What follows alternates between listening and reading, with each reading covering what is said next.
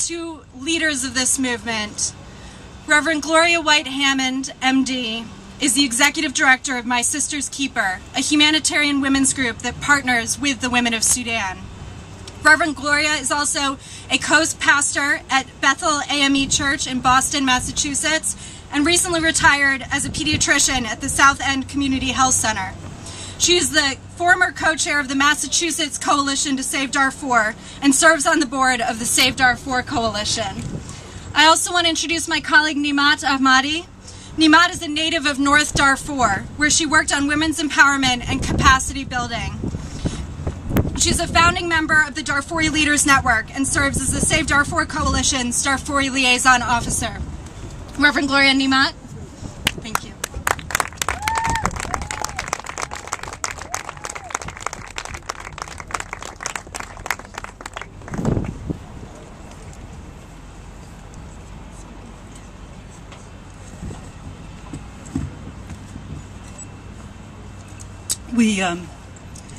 We are gathered at the conclusion of this freedom walk to stand in solidarity with our brothers, Dr.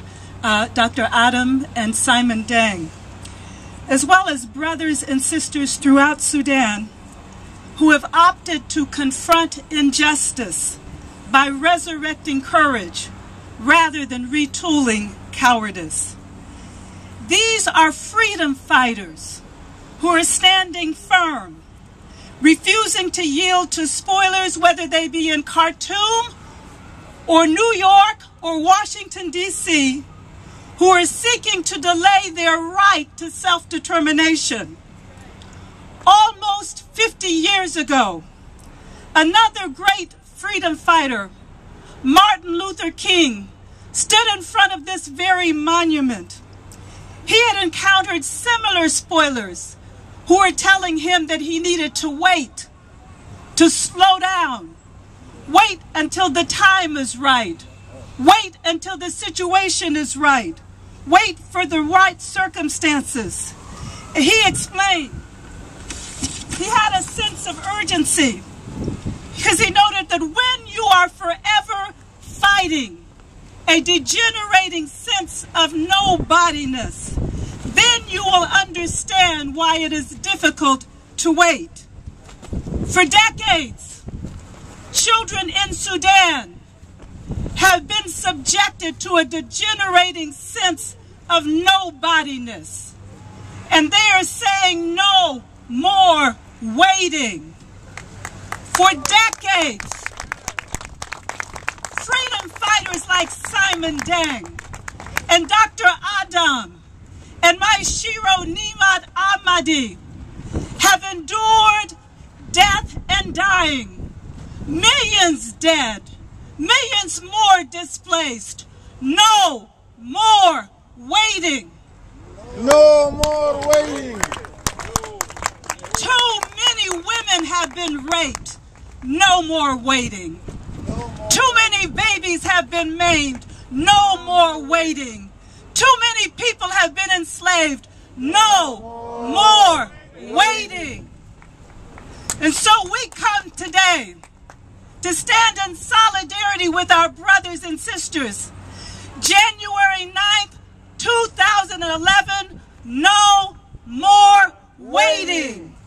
Peace in Darfur, no more waiting. Peace in Nuba Mountains, no more waiting. Peace in Blue Nile, no more waiting.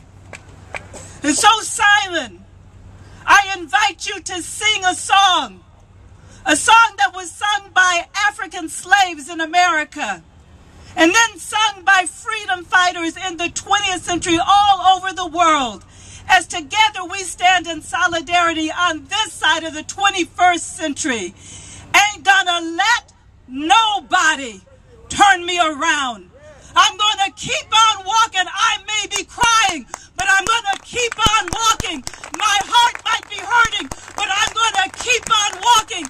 Maybe nobody will listen to me, but I'm gonna keep on walking, keep on talking, walking up the freedom highway.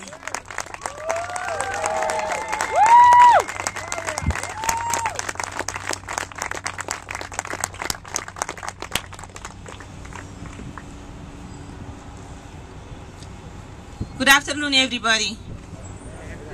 Today, with admiration and gratitude, I would like all of you to thank with me Simon Deng, who initiated the freedom walk, and to tell the world that African Sudanese people said no to slavery, no to genocide, no oppression anymore for African people in Sudan.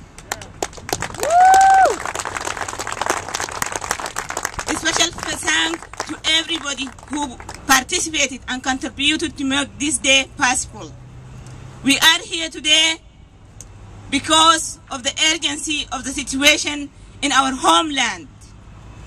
Since our independence, our brothers and sisters in the southern part of Sudan have been socially, economically, politically enslaved. And until today, the people of Darfur are enslaved under the brutal dictator regime that continues to perpetrate genocide until today. The bombing of the villages continue until last month, until last week, yesterday, and today in Darfur. The oppression and enslavement of our people, not only in the south and Darfur, in Blue Nile, Eastern Sudan, Nuba Mountain, and for all African people who are indigenous to Sudan. We joined our hands here today not to say it is finished. It is only the start to tell the world that the people of Sudan said no more genocide in Darfur. No more genocide in Darfur. No more slavery all over Sudan. No more slavery all over Sudan. We stood here today because of the urgency. And we have been working for so many years that the urgency in our country continue to be a routine for our people there. Women like me continuously being raped from the far southern Sudan to the far western part of the country. But the urgency of today is different. The urgency with the hope. Let us stand together and say that hope will never die. And we call upon the world, the United States government as a leading power among the international community. They have to stand firm and ensure that their commitment to the people of Sudan, their commitment to the people of South Sudan, that January 11th is one and forever for the agency of that situation that we are here for today. The people of the South Sudan deserve to be free, deserve to take the decision for their own, that they are free people and they deserve to live in freedom.